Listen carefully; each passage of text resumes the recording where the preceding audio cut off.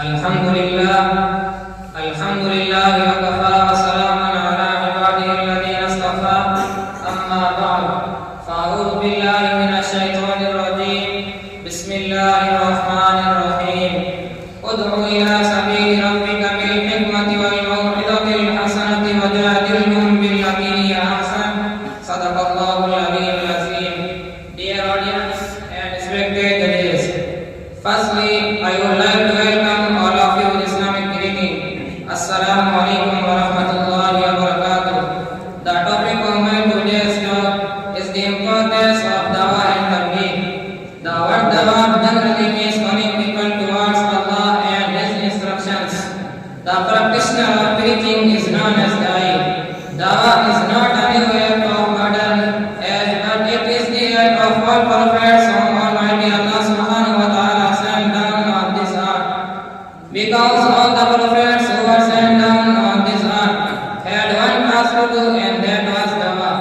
In Islamic theology, the purpose of dawah is to unite people, both Muslims and non-Muslims, for believing in one God and on His prophets, His holy books, His angels, and the day of judgment.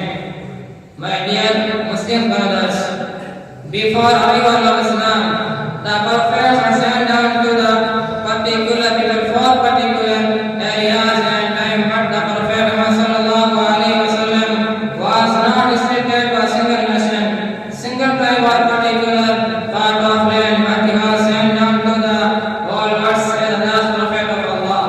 No prophet shall come after our Prophet Muhammad sallallahu alaihi wasallam, because our Prophet Muhammad sallallahu alaihi wasallam was given a prophet in Islam, and Allah finalized the prophet upon him, as it is mentioned in Surah Al-Ahzab, verse number 40. ما كان محمد نبا أحد من رجالكم ولكن رسول الله وخاتم النبيين.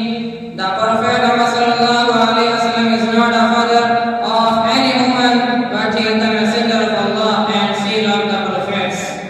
My dear listeners, we are followers of the Prophet Muhammad sallallahu alaihi wasallam, and Allah regarded Islam as a global and perfect religion for mankind.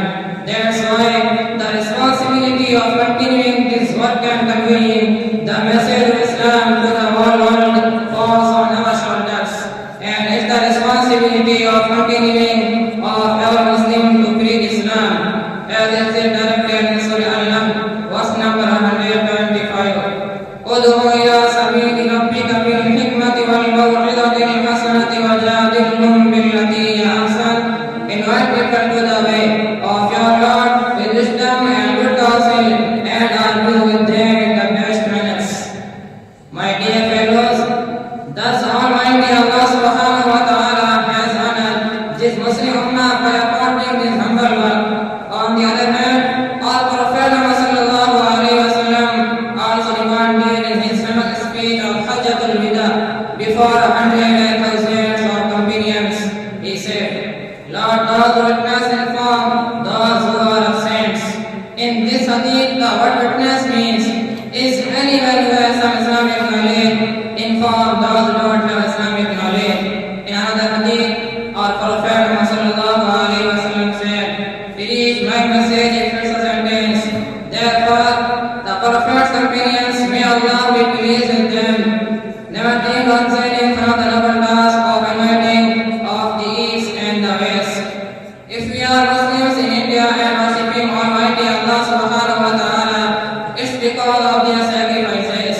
If we are Muslims in India and reciting the glorious Quran, it's because of their sincere effort. If we are learning and